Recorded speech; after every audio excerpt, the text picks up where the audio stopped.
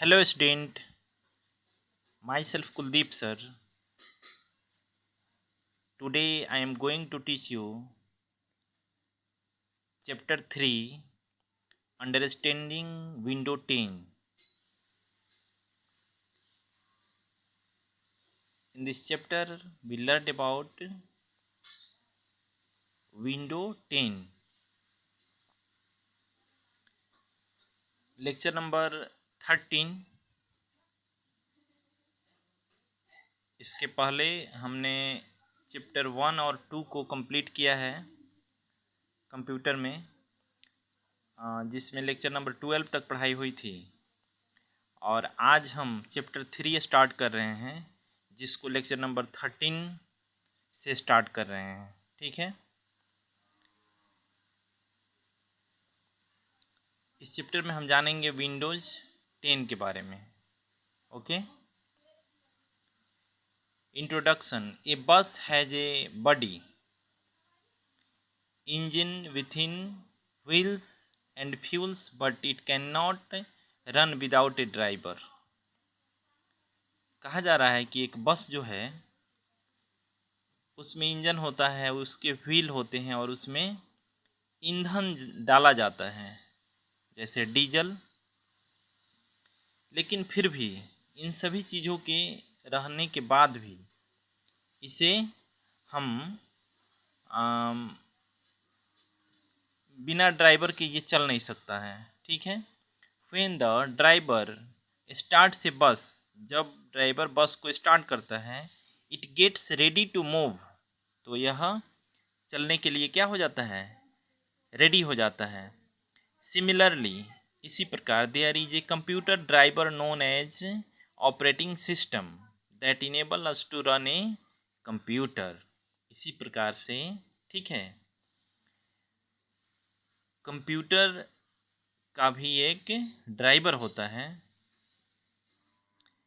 एक पायलट होता है, जिसे हम ऑपरेटिंग सिस्टम कहते हैं, जो इस कंप्यूटर सिस्टम को चलाने के लिए इनेबल होता है।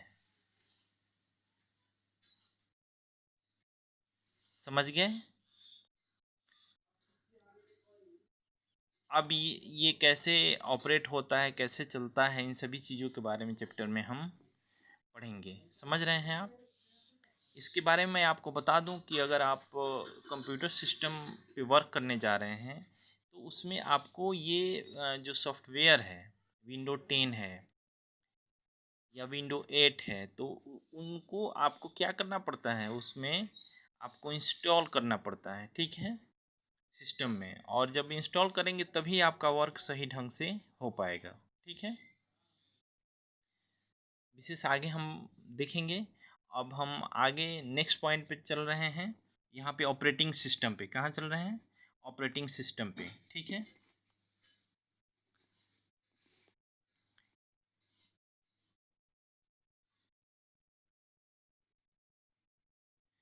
ऑपरेटिंग सिस्टम, इसमें हम सबसे पहले ऑपरेटिंग सिस्टम के बारे में पढ़ेंगे, और उसके बाद माइक्रोसॉफ्ट विंडो 10 के बारे में पढ़ेंगे। फिर कैसे कंप्यूटर को स्टार्ट करते हैं उसके बारे में पढ़ेंगे। फिर विंडोज डेस्कटॉप के बारे में पढ़ेंगे, वॉलपेपर के बारे में पढ़ेंगे, विंडोज शॉर्टकट बटन्स के बारे में पढ़ेंगे, माउस पॉइंटर के बारे में पढ़ेंगे। अब हम इस चैप्टर में इन सभी चीज़ों के बारे में हम डिस्कस करेंगे। ठीक है, फर्स्ट मेरा पॉइंट है ऑपरेटिंग सिस्टम। ये operating system is a collection of integrated computer programs. Operating system are of two types. Operating system क्या है मैंने आपको बताया है अभी अभी, और यह दो तरह का होता है। ठीक है, एक होता है सिंगल यूजर और दूसरा होता है मल्टी यूजर। ठीक है, एक होता है सिंगल यूजर और एक होता है मल्टी यूजर। अब सिंगल यूजर में क्या होता है, सिस्टम ऑपरेटेड बाय ए, आप इसे भी आप ध्यान से पढ़ेंगे। ये लिख रहा है कि William will H Gates is the founder of Microsoft corporation. आपसे पूछा जाएगा कि माइक्रोसॉफ्ट कॉरपोरेशन का फाउंडर कौन है, ठीक है, तो आप बताएंगे इसका नाम यहाँ पर है, ठीक है। ये क्वेश्चन आपको एग्जाम में ऑब्जेक्टिव क्वेश्चन में पूछा जा सकता है, तो इसे भी आप ध्यान से रीड करो ताकि आपका एग्जाम में क्वेश्चन नहीं इससे छूटे, ठीक है। उसके बाद में हम यहाँ चल रहे थे कि ऑपरेटिंग सिस्टम को दो भागों में बांटा गया है। इसके दो प्रकार होते हैं, एक सिंगल यूजर और एक मल्टी यूजर। ओके, इसमें फर्स्ट हम देखेंगे सिंगल यूजर के बारे में, ठीक है। सिंगल यूजर में system operated by a single person on A personal computer is called single user operating system. जैसे MS DOS, Windows XP, Windows 7, Windows 8, तो ये सभी जो हैं, ठीक है,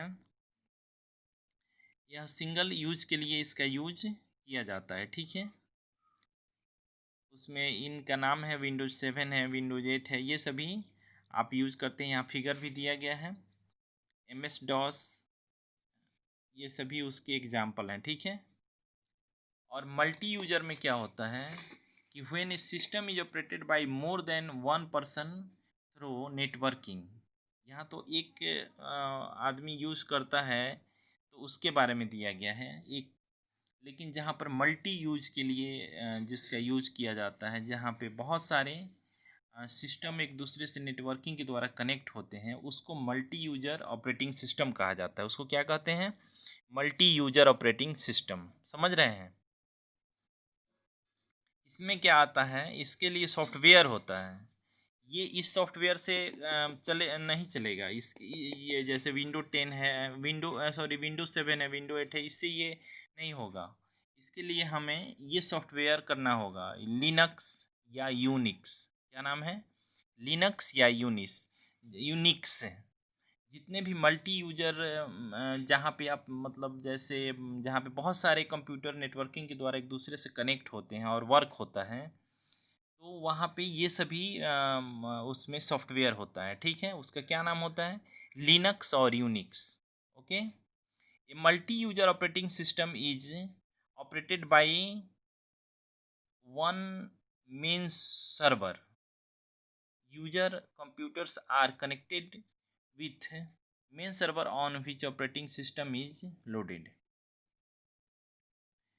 यह सभी जो है एक मेन सर्वर से कनेक्ट होता है, ठीक है, और उसी से ये सभी जो सिस्टम होता है सभी वहाँ पे कोई भी वर्क होता है, ठीक है। और उसके बाद में हमारा नेक्स्ट पॉइंट है विंडो 10। क्या है? Window 10। Microsoft window 10 is an operating system. It is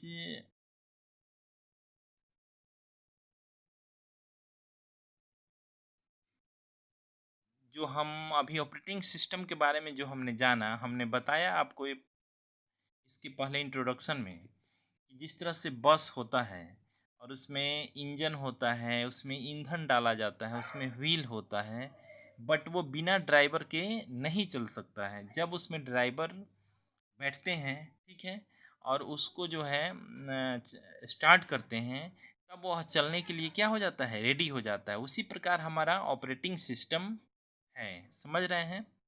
और ऑपरेटिंग सिस्टम दो तरह का होता है। एक होता है सिंगल यूजर ऑपरेटिंग सिस्टम।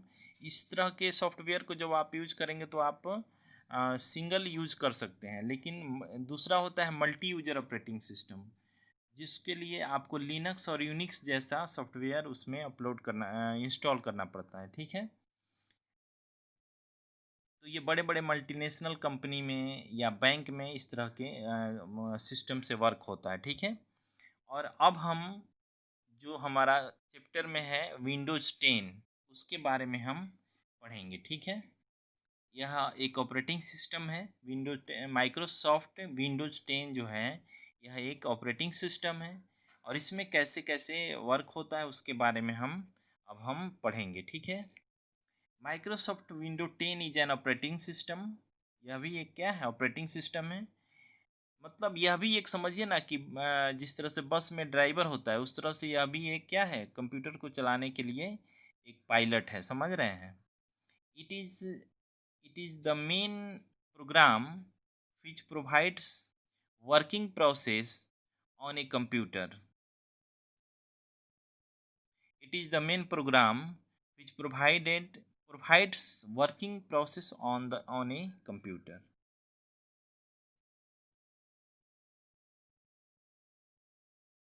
कहा जा रहा है कि यह कंप्यूटर का मेन प्रोग्राम होता है जो सभी तरह के कार्य करने के लिए, ठीक है, प्रोसेस को क्या करता है, प्रोवाइड कराता है, ठीक है। Some features of Microsoft Windows are as follows. इसके कुछ फीचर्स मीन्स होता है, इसके कुछ गुण हैं, उसके बारे में यहाँ बताया गया। It is a graphic based operating system, ठीक है, ये उसका फीचर्स है, ग्राफिक बेस्ड ऑपरेटिंग सिस्टम है। और it contains a small icons which can be accessed by single or double click.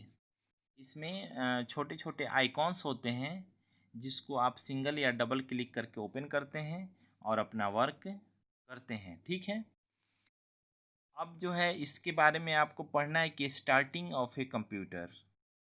अब इसमें आप कंप्यूटर को, सिस्टम को कैसे ओपन करोगे, तो ये भी जानना बहुत ज़रूरी है कि हमारे पास कंप्यूटर सिस्टम है, लेकिन हमें ओपन करने का क्या सिस्टम है उसको जानना हमें ज़रूरी होता है। और इसी सिस्टम से जब आप अपने कंप्यूटर को ओपन करोगे, कंप्यूटर सिस्टम को, इसी प्रोसेस से तभी वो ओपन होगा और आप वर्क कर पाएंगे, ठीक है। जैसे इसका फर्स्ट यहाँ पे आपको दिख रहा है, यह जो फिगर बना हुआ है यहाँ पे, यह एक यूपीएस का फिगर है, जिसका फुल फॉर्म हमने आपको पढ़ाया था। तो इसका फुल फॉर्म होता है यूपीएस का अनइंटरप्टेबल पावर सप्लाई। यूपीएस जो होता है, इसको मैंने पहले आपको बताया था, इसका फुल फॉर्म होता है अनइंटरप्टेबल पावर सप्लाई, ठीक है। ऐसे इसको मैं चैप्टर के समाप्त होने के बाद एक बार फिर से मैं आपको इसका फुल फॉर्म लिखा दूंगा। अभी मैंने बता दिया है, इसका फुल फॉर्म होता है अनइंटरप्टेबल पावर सप्लाई, ओके। अब इसको हम अगला जो फिगर दिख रहा है वो क्या है, हमारा मॉनिटर है, ठीक है। तो कैसे सिस्टम को हम ओपन करते हैं, उसके लिए हमारे सामने 6 स्टेप दिए गए हैं, ठीक है। इस 6 स्टेप को हम फॉलो करेंगे तो फिर हमारा सिस्टम ऑन हो जाएगा, ठीक है। फर्स्ट हमारा क्या वर्क होता है कि स्विच ऑन द प्लग। जहाँ से इलेक्ट्रिक का सप्लाई कर रहे हैं आप अपने सिस्टम में, उसके स्विच को हम सबसे पहले ऑन कर देंगे, okay.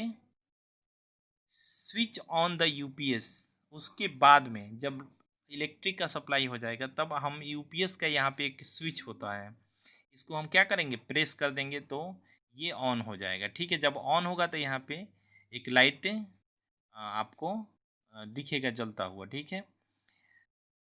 Press the UPS button, उसके बाद में एक यूपीएस होता है, sorry CPU buttons, press the CPU buttons. तीसरा स्टेप, थर्ड स्टेप में हम सीपीयू को हम ऑन करेंगे। सीपीयू के बारे में हमने पीछे आपको बताया था कि वो उसे कंप्यूटर का ब्रेन कहा जाता है। ब्रेन ऑफ कंप्यूटर किसे कहा जाता है, सीपीयू को कहा जाता है, ठीक है। तो उससे हम ऑन करेंगे, उसके बाद हम प्रेस द मॉनिटर बटन। उसके बाद हम मॉनिटर में एक यहाँ पे बटन होता है, इसको हम क्या करेंगे, प्रेस करेंगे।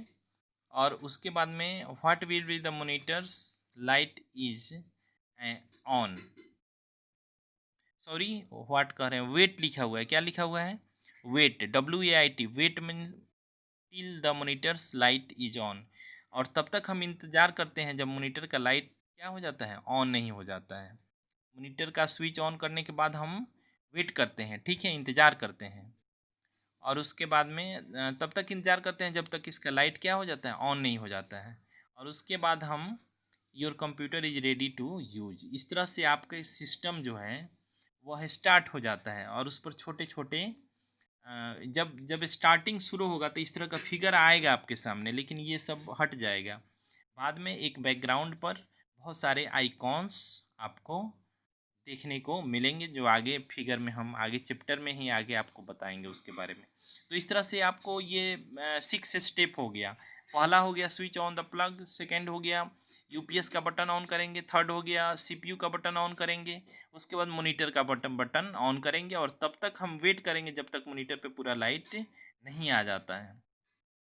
और जब वो पूरा ओपन हो जाएगा तो आपके सामने एक बैकग्राउंड तैयार होगा और उस पर बहुत छोटे छोटे आइकॉन्स होंगे जिसके सहारे आप कोई भी वर्क करना शुरू करेंगे। ठीक है, तो आज के क्लास में इतना ही। नेक्स्ट क्लास में हम आगे पढ़ेंगे। Thank you, have a nice day.